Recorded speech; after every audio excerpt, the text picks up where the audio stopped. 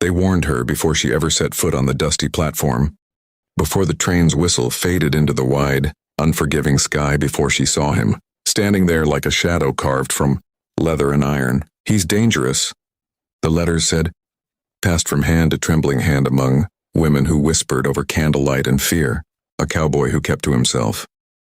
A man rumored to have blood on his hands. A widower, some said, though no one could explain how or why. When Eleanor folded the last warning letter and tucked it into her worn carpet bag, her fingers shook, not because she believed every word, but because she had nothing left to lose. Her old life had burned itself down to ash, an orphaned childhood, a factory job that chewed up her youth, a future that promised only more hunger and silence. A mail-order marriage was not a dream. It was a gamble. And yet, when she stepped down from the train and finally saw him, the fear twisted into something sharper, more confusing. He was taller than she imagined, broad-shouldered, his black hat casting a shadow over eyes that seemed to watch everything at once. The townspeople lingered at a distance, pretending not to stare, pretending not to judge her for standing so close to a man they feared. He didn't smile. He didn't reach for her hand. He simply tipped his hat just enough to be polite, and said her name as if he had practiced it in private. The ride to his ranch passed in tense silence, the wagon wheels creaking like they carried secrets heavier than luggage.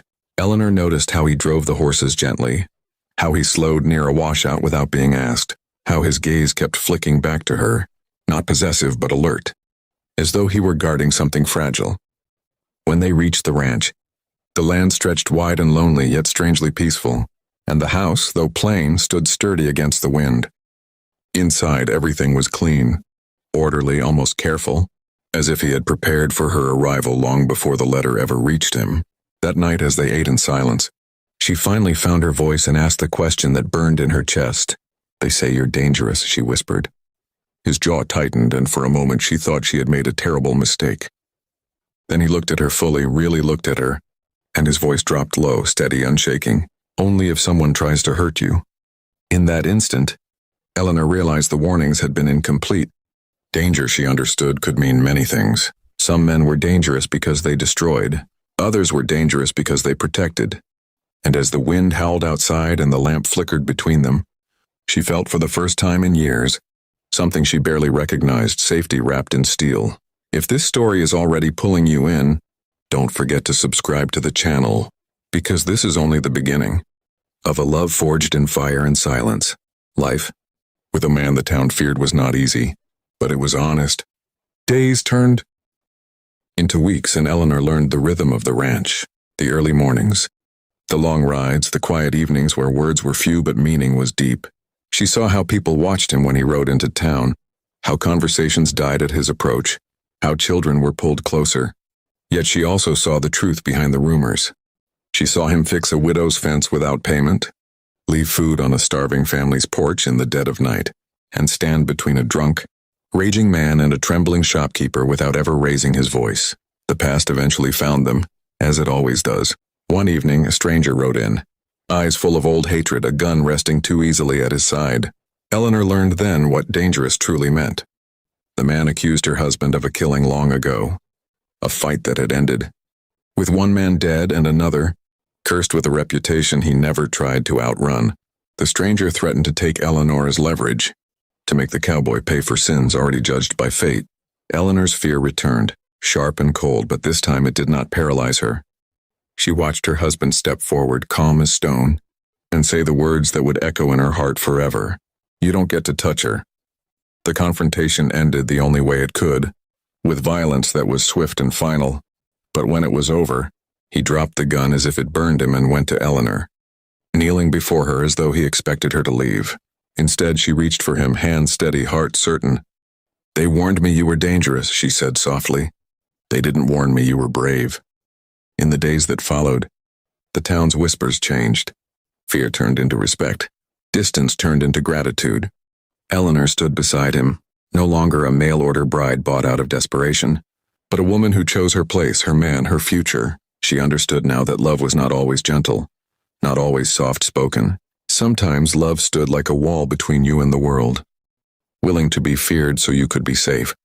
And as the sun set over the ranch, painting the sky in golden fire, Eleanor knew she had not escaped danger at all. She had married it, and in doing so, found her greatest protection. Peace, Eleanor learned, was not the absence of fear, but the decision to live despite it.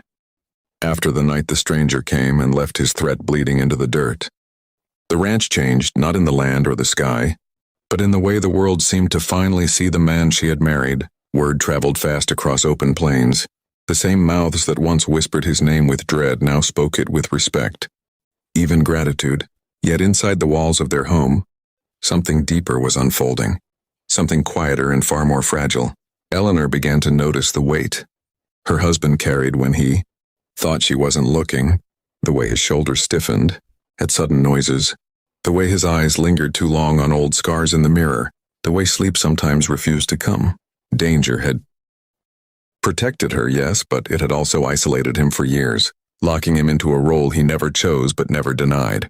One night, as a storm clawed at the windows and the wind screamed like old memories, Eleanor finally spoke the truth she had been holding back. She told him she was not afraid of his past, not afraid of what people said, not even afraid of the man he became when forced to defend. What frightened her was the thought that he believed he had to face the world alone. Her words broke something open inside him.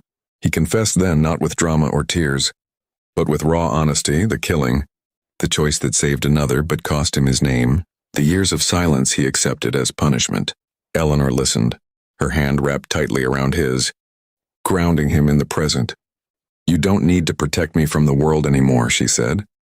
"Let me stand with you in it." From that moment, their marriage shifted from survival into partnership. Eleanor rode into town beside him. She spoke when he stayed silent. She smiled when others hesitated.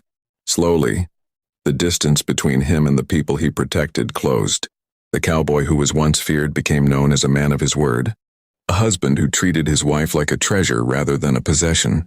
Seasons passed marked by hard work, shared laughter, and the quiet miracle of belonging. On the anniversary of her arrival, Eleanor stood on the porch watching the sunset spill fire across the land that had once terrified her.